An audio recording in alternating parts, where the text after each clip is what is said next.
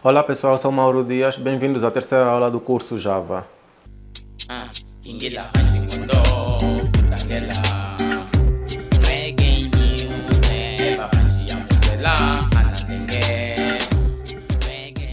Na aula de hoje vamos falar simplesmente sobre os tipos de dados em Java e vamos também falar sobre operações aritméticas. Ok pessoal, temos aqui o ficheiro da aula passada, não é? Vamos aqui apagar isso. Se pode ficar. Vamos aqui apagar isso, vamos precisar. E em Java existem vários tipos de dados, né? Temos aqui o nosso documento em PDF, que temos o inteiro, short, long, byte, temos o float, o double, e temos os caracteres, que podem simplesmente gravar caracteres numa variável. E temos o tipo booleano, que é o tipo verdadeiro ou falso, que vai simplesmente guardar a nossa variável se é verdadeira ou falso, não é? Ok, vamos aqui criar aqui uma variável, vamos aqui criar um tipo int.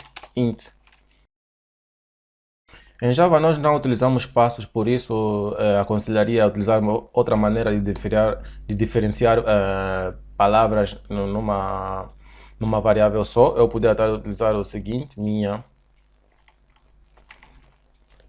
variável, né, com letra maiúscula aqui para diferenciar o tipo, as palavras, ou simplesmente eu gosto de utilizar minha variável.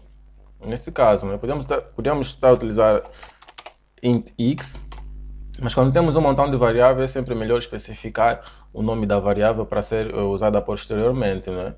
Aqui criamos uma variável, minha variável, que é do tipo integer, não é? Podemos estar a criar uma outra variável que é o short, como já vimos aqui, não é? Temos o int, short, long, byte, float, double, não é?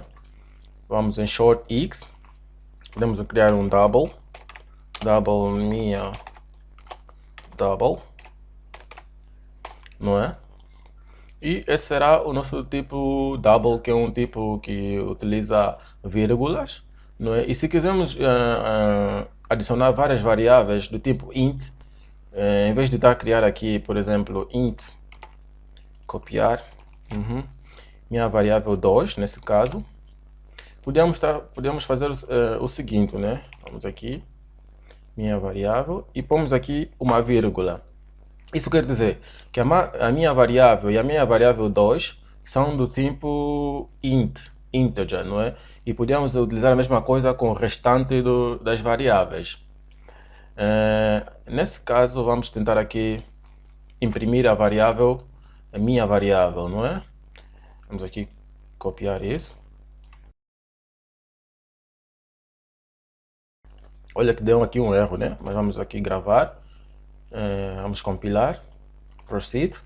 E olha que deu aqui um erro. Deu um erro por quê? Porque nós criamos as variáveis, mas não iniciamos as mesmas, né? E para iniciar uma variável, temos que atribuir o valor da própria variável, né? Nesse caso, vamos para aqui, minha variável é igual a, nesse caso, 2. E ponto e vírgula. Gravamos. E se formos a compilar o programa, temos aqui número 2. Note que aqui, quando formos imprimir essa frase, utilizamos aspas, não é? Utilizamos aspas porque isso aqui é um texto, então precisamos pôr entre aspas, mas já no caso da minha variável, nesse caso, eu não preciso pôr aspas porque já foi definido aqui em cima, que é um tipo integer, e não vou precisar pôr... não vamos precisar pôr entre aspas, não é? Vamos aqui criar um double. Vamos aqui também inicializá-la igual a 4.1, não é? E note que existem duas maneiras de inicializar uma variável. Podemos dar o nome, o tipo da variável, o nome da variável e atribuirmos o valor da variável, ou podemos simplesmente definir a variável e posteriormente atribuir o valor da variável. As variáveis, se forem vazias, não serão imprimidas. Note que aqui temos um sinalzinho em amarelo, isso significa que essa variável não foi atribuído nenhum valor, não é? Digamos, se eu for aqui e pôr, vamos copiar isso, minha variável 2 igual a 4. Note que o sinalzinho continua, né? Continua por quê? Porque essas variáveis não foram utilizadas, simplesmente estão aí avulso, não é? Note que a minha variável 1, a minha variável normal, não tem um sinalzinho amarelo porque ela já foi inicializada e foi utilizada, né? Vamos aqui por copiar. Vamos aqui por minha variável 2. E note que agora a minha variável 2 já não está sublinhado. O meu double continua sublinhado porque ainda não foi utilizado, né? Vamos aqui copiar também isso. E note que agora está tudo bem, não é? Agora vamos aqui compilar o programa. Ok? E vemos que temos aqui a minha variável 1 e o meu double. O double são números decimais, então utilizam vírgulas. Agora vamos aqui fazer umas continhas, não é? Temos aqui minha variável, vamos aqui criar uma outra variável que vai albergar a soma, nesse caso, desses dois aqui. Vamos aqui pôr int soma é igual a minha variável mais a minha variável 2. Vamos aqui gravar. Isso quer dizer que essa variável soma, que é do tipo integer, int, será igual a soma, aqui por assim, será igual a soma da minha variável mais a minha variável 2, não é? Vamos aqui gravar, compilamos o programa. Não aconteceu nada porque eu ainda não imprimi a soma. Vamos aqui imprimir, copiar. Vamos aqui pôr soma. Vamos gravar, vamos aqui. Essa é a última linha, não é?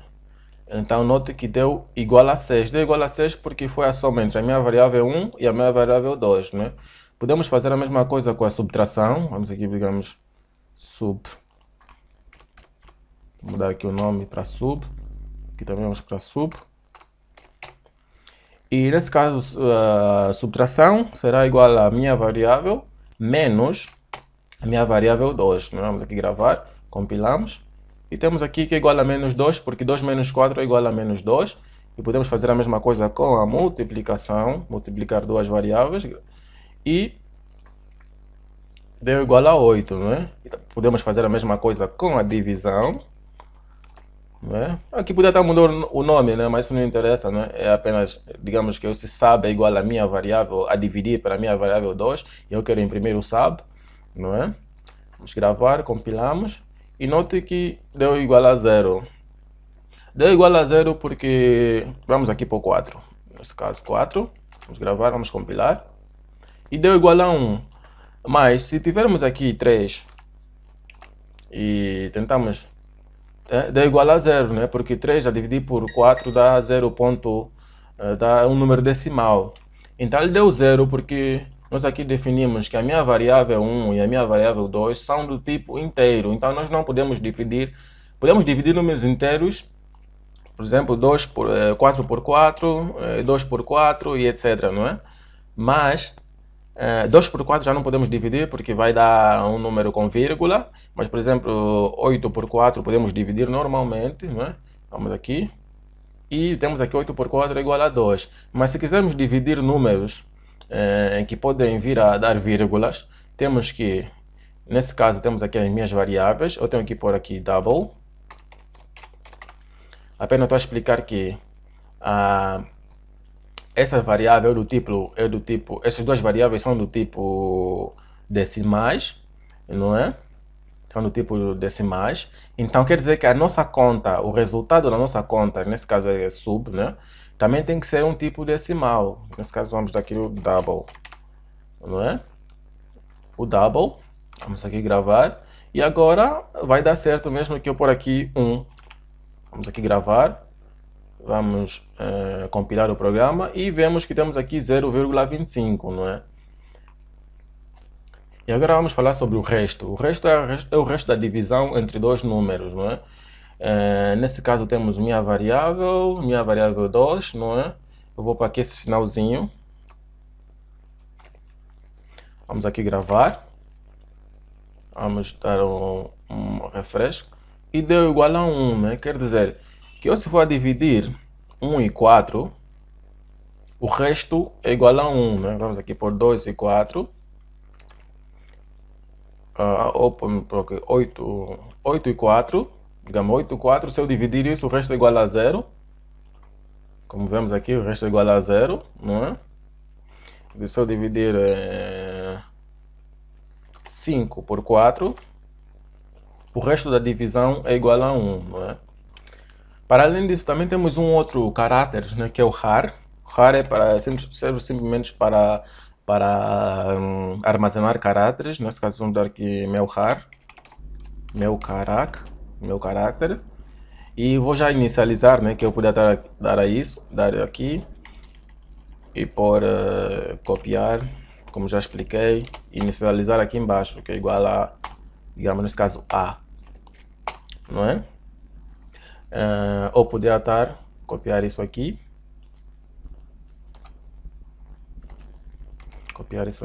e por aqui, igual a e podemos apagar isso aqui. Quer dizer, eu aqui criei a variável do tipo caracteres e inicializei a mesma.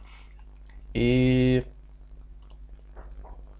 note que para adicionarmos um caráter, temos que utilizar essas aspas, esse tipo de aspas, não é? Não aspas duplas, aspas singulares. É isso, né? Continua em amarelo porque ainda não utilizamos. Se eu clicar aqui, copiar, vamos aqui embaixo.